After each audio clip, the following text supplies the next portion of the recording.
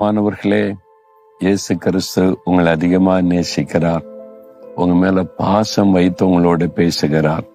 உங்களுக்காக ஜெபிக்கும் போதெல்லாம் அந்த பாரம் உள்ளத்திலே உண்டாகிறது. ஆண்டவர் பேசணுமே, இதை கேட்கிற மக்களுடைய உள்ளம் ஆசீர்வதிக்கப்படணுமே அவனை உள்ளத்திலே ஜெபிக்கும் போதெல்லாம் அவருடைய பிரசன்னம் ஆட்கொள்ளுகிறாரு. அதனால்தான் அநேகர் சொல்றாங்க, அந்தன்றைக்கு ஆண்டவர் என்கிட்ட பேசுற மாதிரியே இருக்குது, எனக்கு ஏற்ற செய்தி ஆண்டவர் சொல்லுகிறார். அது பரிசுத்த ஆவியானவர். அவர் பேசினா தானே. இந்த மனுஷனுடைய வார்த்தை எல்லாம் உங்களுக்கு நன்மை கொண்டு வர முடியாது. இயேசுடைய வார்த்தைகள். இன்னைக்கு அவர் எனக்கு என்ன வார்த்தை வச்சிருக்கிறார் நினைக்கிறீங்களா? ரூத் 2:12 கர்த்தருடைய செட்டைகளின் கீழ் அடைக்கலமாய் வந்த உனக்கு அவரால் நிறைவான பலன் கிடைப்பதாக. கர்த்தருடைய செட்டையின் கீழ் அடைக்கலமா வந்த உனக்கு அவரால் நிறைவான பலன் கிடைப்பதாக. ஒரு அருமையான வாழ்த்துதல், ஆசீர்வாதம். ஆண்டவருடைய செட்டையின் கீழே வந்துட்டீங்களா? ஆண்டவரிடத்துல அடைக்கலம் வந்துட்டீங்களா? கர்த்தர் தான் என் அடைக்கலம், அவருக்கு என்ன ஒப்பு கொடுக்கிறேன்னு இயேசுக்கு உங்களை ஒப்பு கொடுத்துட்டீங்களா? அவர் உங்களை அணைத்து கொண்டு ஆசீர்வதிப்பார். செட்டையின் கீழே ஒரு பறவை தன்னுடைய குஞ்சுகளை அணைத்து பாதுகாப்பதை போல இயேசு தன்னுடைய செட்டையின் மறைவுக்குள்ளே வைத்து நம்மை பாதுகாக்கிற தேவன். அந்த செட்டைக்குள்ள நீங்க வந்துட்டாதான் அந்த பாதுகாப்பு இருக்கும்.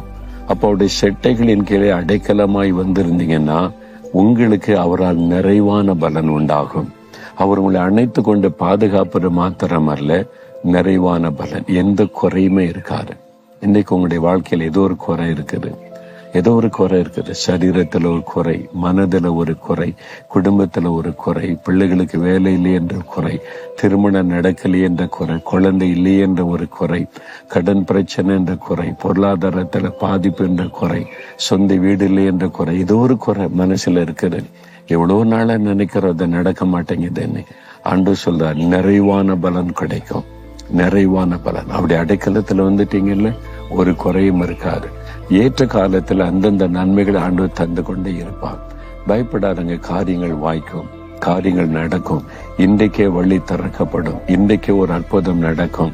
ஒரு நிறைவான பலன். ஆண்டவர்களை நிறைவாய் ஆசீர்வதித்திருக்கிறார் என்று சொல்லி மகிழும்படி நிறைவான பலன். அதுக்கு தானே சிலுவையில மரித்தார்.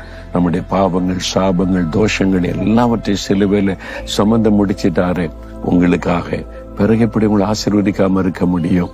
ஆண்டவரே, எனக்காக எல்லாத்தையும் சிலுவையில சுமந்து முடிச்சிட்டீங்க, நிறைவான பலன் கிடைக்குன்னு வாக்கு கொடுத்துட்டீங்க. இன்றைக்கு அந்த அற்புதத்தை நான் காண்பேன் விசுவாசத்தோடு சொல்லுங்க.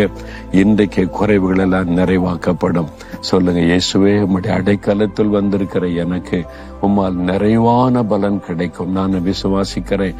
இன்றைக்கு குறைவுகளை மாற்றி நிறைவாக்குகிறீர், காரியத்தை வாய்க்க பண்ணுகிறீர், ஆசீர்வதிக்கிறீர். ஸ்தோத்திரம், ஸ்தோத்திரம்.